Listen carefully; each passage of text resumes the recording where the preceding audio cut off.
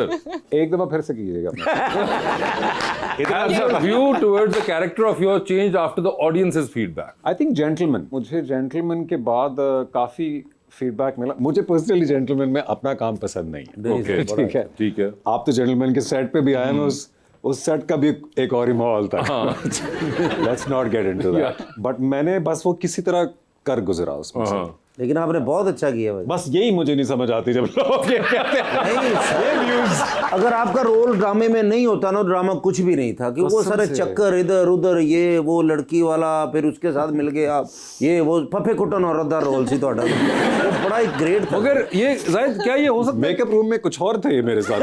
ये फिक्र ना करें, हमारे साथ भी कुछ और ही होते हैं। मगर ये एक्चुअली में interesting, may be in the larger context लोग उस कैरेक्टर को जिस तरह ये परसीव कर रहे हैं, शायद उस तरह परसीव कर रहे थे कि बड़ी पिक्चर के अंदर उनको ये लग रहा था कि ये बंदा इस तरह से कर रहा है, सो ये सही कर रहा है, and may be you as an actor were not.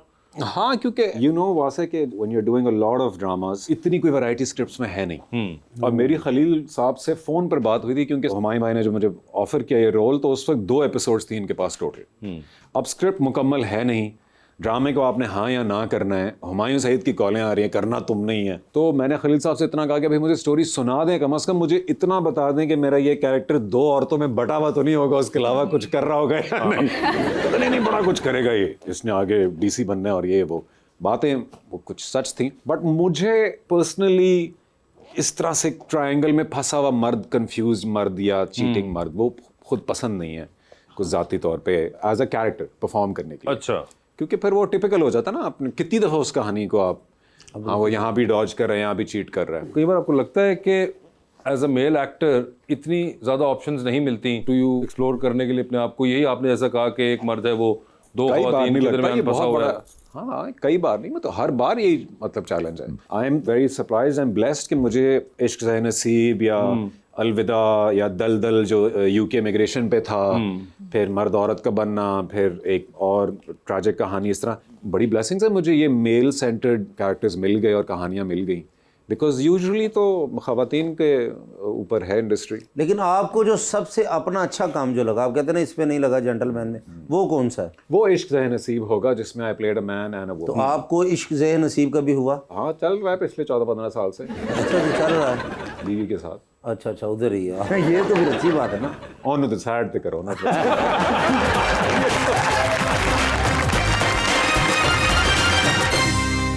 Welcome back जी रबानिया। जाहिद, अगर कोई ऐसा प्रोजेक्ट आपको ऑफर हो जो प्योरली आर्टिस्टिक एक्सप्रेशन पे बेस्ड हो, या फिर कोई ऐसा हो जो सोशल कॉज पे हो, तो आप क्या करना पसंद करेंगे? I think bit of both, क्योंकि सिर्फ आर्टिस्टिक काम करते रहें तो आप एक सर्टन कैटेगरी में टाइप कास्ट होने लगते हैं, और सोशल कॉजेज जो हैं वो कभी कभार वंस इन डेकेड और सो, जैसे उडारी आया था हमारा बहुत ज़बरदस्त, एहसन खान का गया था, तो वो वंस इन अ वाइल अच्छे लगते हैं, वरना too much information, too much preachiness, you know, drama is a form of entertainment, family के लिए बैठ के देख रहे हैं वो, तो इतनी ज़्यादा। वैसे कई बार आपको लगता है कि कहीं सोशल मीडिया में स्पेशली बहुत ज़्यादा इस पे बात की जाती है कि जी सोशल कॉजेज होने चाहिए, कोई ना कोई कॉज को प्रोपोगेट करें आप, और उस चक्कर में जब राइटर्स ड्रामा लिखते हैं तो या तो पूरा उस तरफ चले जाते हैं या पूरा उसके बगैर होते हैं।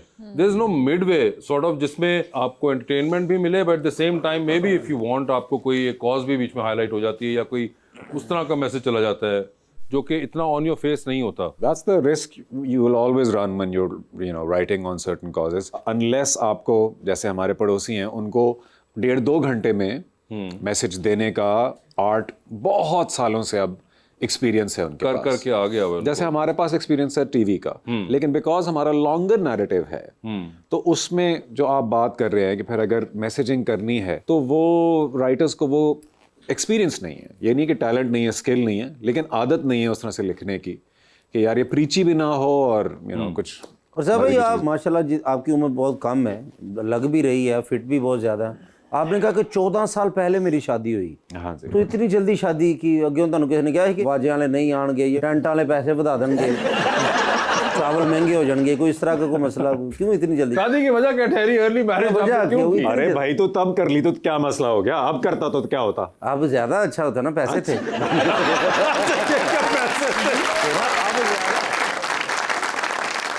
लेकिन अब जो करती तो वो जाहिद अहमद एक्टर से करती, पैसों वाले से। हाँ, ये देखे ना, मेरे से जिसने की उस वक्त मैं कंगला था, क्या बात। तो मिल के बनाया हमने जो कुछ बनाया था। अल्लाह पाक आपकी जोड़ी सलामत रखे। बस ये मैं पूछना चाह रहा हूँ कि शादी होनी ज़रूरी है, जैसे मेरी नहीं हुई। अच्छा, नहीं हुई नहीं ना, तभी तो लव मैरिज होनी चाहिए या अरेंज मैरिज होनी चाहिए, ये मुझे बताएं थोड़ा। देखें, लव ज़्यादा अरसा रहता नहीं, आपकी अंडरस्टैंडिंग रिक्वायर्ड होती है, कॉम्प्रोमाइज़ रिक्वायर्ड होता है बहुत सारा। ठीक है। और जब आप अपनी ज़िंदगी को बांटने का फैसला कर लेते हैं, देख ना, ये मेरा घर है, ये मेरी रूटीन है, ये मेरा कमरा है, ये मेरे पैसे हैं, ये मेरी गाड़ी है। अब आप किसी के साथ मुआहदा कर रहे हैं कि भाई आ तू भी रह सब में, है कि नहीं?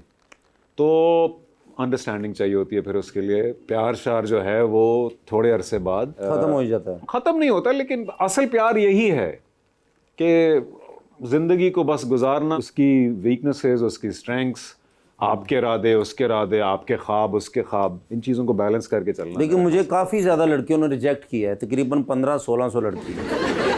मैंने हर किसी को कहा है, मैंने फूफो की लड़की। 1500। हाँ, ये मैं सच में कह रहा हूँ, ये वासे भाई गवाह है इस चीज़ के। ये लिस्ट कहाँ मेंटेन्ड है? ये मेंटेन इसलिए हम इतने शोज कर चुके हैं और इतनी बार रिजेक्ट हो चुके हैं। हाँ, मैंने हर लड़की से बोला है। मगर नहीं, जाहिद ने जो बात की उसके अंदर मुझे एक जो पॉजिटिव आपके लिए लगा, उन्होंने कहा कि अब अगर शादी करता तो वो फिर होना था कि वो जाहिद अहमद एक्टर से शादी कर रहा है कोई, तो आपकी शादी नहीं हुई। तो अब अगर आपसे कोई करेगी तो वो कैसर पिया एक हिट एक्ट करेगी, तो इसलिए आप रहने दें, आप करें ना। नहीं, वो कैसर पिया करेंगी, वो कैसर पिया से कर रही होंगी। नहीं नहीं, कैसर पिया का नाम सुन के तो नहीं कर रही वो। नहीं, मगर नहीं सर, आप नहीं, आपने करनी। सर, ये शादी जो होती है ना, ये नसीब में लिखी होती है। ये पैसों से नहीं होती, स्टार पन से नहीं होती, किसी से। मैंने सब आजमा के देख लिया। लेकिन जैसे रुबानिया है या कोई भी लड़की है, मैंने इनसे भी कहा है, तो इन्होंने भी माशाल्लाह मुझे रिजेक्ट ही किया। तो पता नहीं क्या कमी है मुझ में, समझ नहीं आती। नहीं, आप बात नहीं, जाहिद भाई, कोई मुझे टिप दें, कोई कसम से आपकी इतनी जल्दी शादी होगी, मेरी क्यों नहीं हो रही, मुझे कोई टिप दें। क्या कहूँ मैं लड़की को, किस तरह मिल तरला करूँ, कोई बताएं थोड़ा सा। एक बात आपने दुरुस्त की कि नसीब की बात है ये, तो अगर नहीं हो रही तो इसमें भी कोई भलाई होगी ना अल्लाह की। मशवरा नहीं देना आगे, तो डरावना लिया गला करो। इसमें भी नहीं, वो मतलब आप अगली का सोचना, वो तो खुश है। हाँ, तो वो यही भलाई है इसमें। तो कह रहे हैं ना भलाई होगी, तो यही भलाई है। चले, अच्छी बात है। किसी और की तो भलाई हो रही है ना, आपको इस पे खुश रहना माशरा बचा हुआ है। लेकिन मेरी कोशिश हो, वो हमें पता है, आपकी कोशिश तो जारी रहेगी। जी मैडम प्लीज। अस्सलाम वालेकुम जी, मेरा नाम लुबना अब्दुल्ला है। आपने एक थिएटर प्ले में कायदा का रोल किया था। बिल्कुल। आप क्या समझते हैं इस तरह के पाकिस्तान में जितने भी सियासतदान हैं वो इस तरह काम कर सकते हैं? मैं नहीं समझता ऐसा, कि मैं पॉलिटिकल एनालिस्ट हूँ नहीं, इसलिए मेरी बात कोई वजन रखती नहीं है, लेकिन लगता नहीं है। वालेकुम अस्सलाम। मेरा नाम सादिया है। सर, आपका किसी सेट पे बैठे हुए किसी एक्टर या डायरेक्टर के साथ झगड़ा हुआ है, किसी डायलॉग या एटीट्यूड को लेकर? एटीट्यूड या डायलॉग को लेके किसी एक्टर डायरेक्टर से कभी झगड़ा हुआ है सेट पे? देखिए, डायलॉग में हो सकता है, एक क्रिएटिव प्रोसेस है। डायरेक्टर साहब कुछ इस तरह से चाह रहे हैं, हम कुछ ऐसे बोलना चाह रहे हैं। मेरी सबसे ज़्यादा लड़ाइयाँ सेट पे काम के हवाले से, डायलॉग के हवाले से, आपके शहर की अपनी सबा कमर से होती हैं। अच्छा। बहुत लड़ाइयाँ होती है मेरी उनसे। उनके साथ काम भी बहुत ज़्यादा किया मैंने, 5 प्रोजेक्ट्स किए उनके साथ। तो वो चूंकि एक ज़बरदस्त एक्ट्रेस है माशाल्लाह, और बहुत पैशनेट है अपने काम के बारे में। उनके साथ कभी कभार जो है सीन्स में कुछ हो जाता है, ऊंच नीच। कई दफ़ा लड़ चुके हैं हम। अच्छा, कई दफ़ा लड़, मगर इट्स अ फ्रेंडली जोन। हाँ, कि वो क्रिएटिवली या वो वाला नहीं, जिस तरह का आप चाह रही थी जानना, वो वाला नहीं। ऐसी कोई कुर्सी की समय उन्होंने तो कुर्सी चौके मेरे सिर च मारन, फिर खुश होगे तो ये लड़ाई चाहते हैं आप? हाँ, मगर आइडिया बुरा नहीं है। मेरे भाई हैं, आप आराम से बैठे हैं। आप मेरे भाई हैं। नहीं, मैंने कहा अगली बार कोई उनसे सवाल पूछे तो उनके पास जवाब तो होना देने लायक के यार। एक बार एक सेट के ऊपर मैंने ये किया था। नहीं, ऐसे नहीं, वैसे बेटा ऐसे सवाल ही नहीं करते। जी मैडम प्लीज। जी अस्सलाम वालेकुम। जी, मेरा नाम शाइस्ता अली है। आप इतने बड़े इंडस्ट्री के स्टार हैं, तो आप अपने अलावा पाकिस्तानी ड्रामास देखते हैं? अपने अलावा नहीं, बिल्कुल नहीं। नहीं, जो अगर कोई बहुत मशहूर ज़माना चल रहा हो, जिसकी बहुत हाइप हो। आखिरी कौन सा मशहूर ज़माना देखा था? ये कभी मैं कभी तुम, वो देखा था। फहद मुस्तफ़ा वाला, ठीक है। बहुत अच्छा ड्रामा लगा मुझे वो। जी अस्सलाम सर, मेरा नाम मोहम्मद अब्दुल्ला है और मैं भी आपका बहुत बड़ा फैन हूँ। ये मेरी वाइफ है, ये कह रही है आपकी शक्ल भी आपसे ना, पर्सनैलिटी मिलती है, उस हाइट वगैरह। लेकिन आपसे कह रही हैं? ये मेरे से कहती रहती हैं। इश्क जो है नसीब जब से आया था ना, तब से मैं जो मैं रात को बनता हूँ वैसे लगते हैं आप। कौन से वाला आपको पसंद आया? सुबह वाले सर।